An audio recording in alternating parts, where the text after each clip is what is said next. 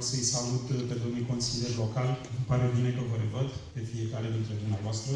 Vă transmit tot respectul meu.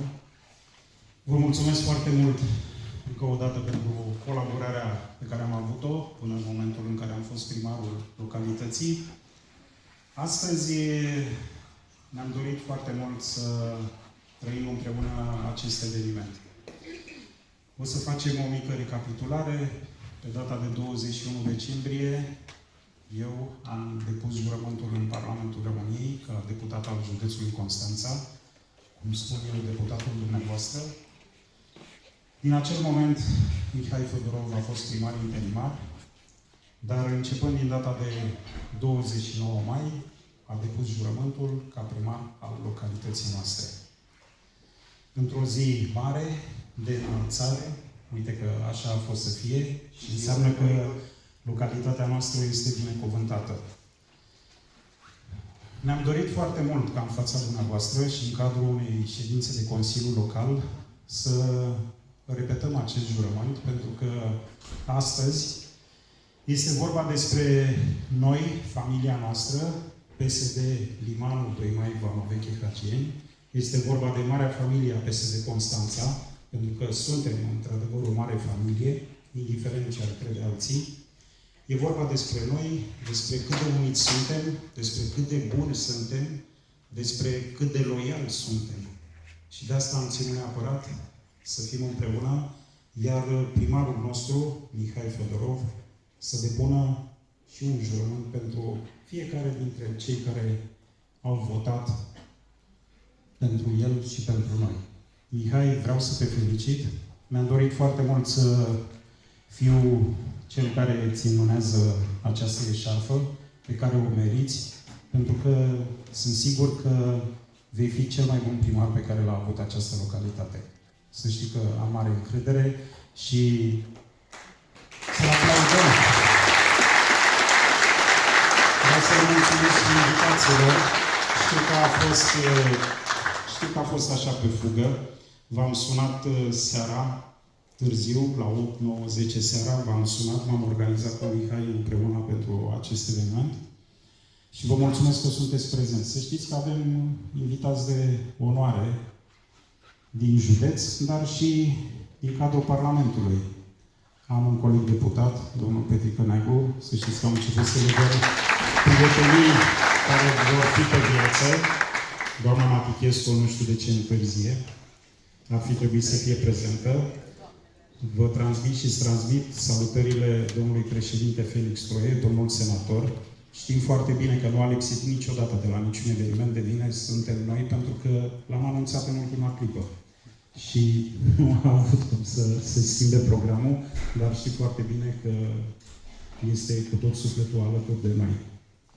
Îi salut pe colegii noștri primari, pe domnul Cârjaliu, unul dintre cei mai buni primari ai județului Constanța și un om care a demonstrat ca și noi că el conduce o organizație puternică și care trece peste orice fel de opreliști. Eu vreau ca primarul care a fost și care a fost ales și care a depus jurământul să fie mai bun ca tine. Am și spus. Asta vreau. Am și spus. Nu cel am mai și bun spus primar, mai bun ca tine. Păi asta ce înseamnă cel mai bun primar? Mai bun ca mine. Pentru că nu știu unde să mă pun, pe locul 2, pe locul 3. Nu, să aducă comunitatea spre vârful, spre apogeul oricărei administrații. Cosmin, să fii sigur că același lucru am să-l urez și cum vei depune tu jurământul.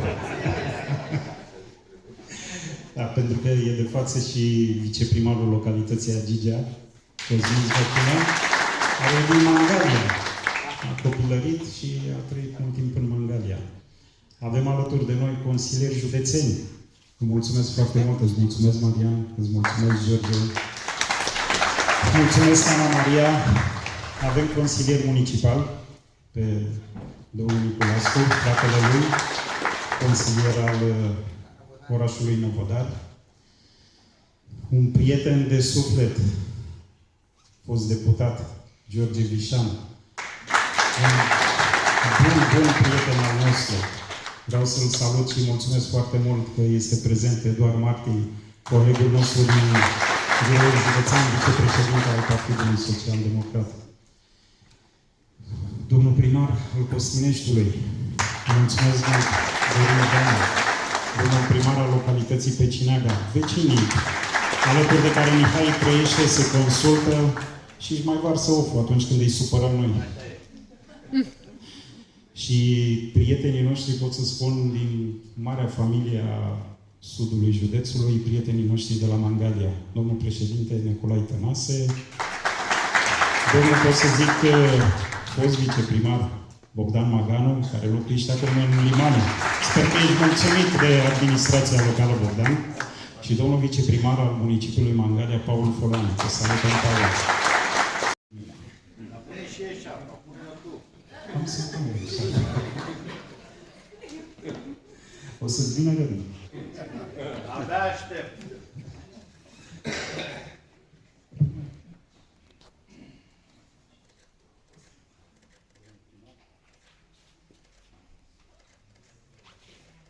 Mădălina, sper că e bine, nu? Las că mă uit eu, spun eu. Nu e bine. E bine? Este bine, este bine. Tu ai avut într-o poză pusă invers, să știi.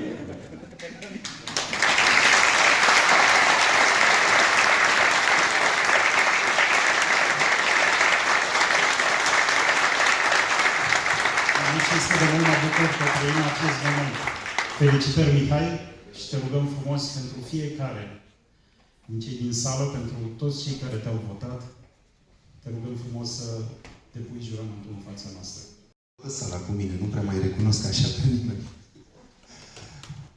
Vă mulțumesc tuturor celor care sunteți prezenți astăzi alături de mine, celor care ați fost prezenți alături de mine pe parcursul celor și alături de domnul deputat, bineînțeles, pe parcursul celor 9 ani de administrație publică, că vorbim de colegi, că vorbim de prieteni susținători, că vorbim de colegii din Consiliul Local sau chiar de membrii Consiliului Local din alte formațiuni politice.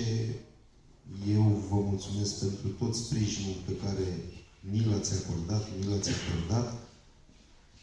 Înseamnă foarte mult prezența dumneavoastră astăzi aici pentru mine și vă mulțumesc fiecărora dintre dumneavoastră, mai ales că sunt și doi oameni dragi mie în sală, sunt mult mai mulți oameni dragi în această sală. Nu o să intru în detalii ca să nu fac o diferență, dar Carmen, n-am cum să te uit pe tine, că ești sora mea și mama mea. Și nu am cum să fac lucrurile astea. Și le mulțumesc din suflet și preoților Ivan Silvan și domnul preot Stâlvă la Dumnezeu. Voi depune jurământul ca să nu vă mai plictisesc și, așa cum am spus, este un angajament serios pe care mi-l iau și în fața dumneavoastră, dar în special în fața Consiliului Local. Voi face tot ceea ce stă în puterile mele pentru binele locuitorilor Comunei Liman. Și voi încerca să-mi depășesc mentorul, profesorul, prietenul și fratele. Mulțumesc, Dan!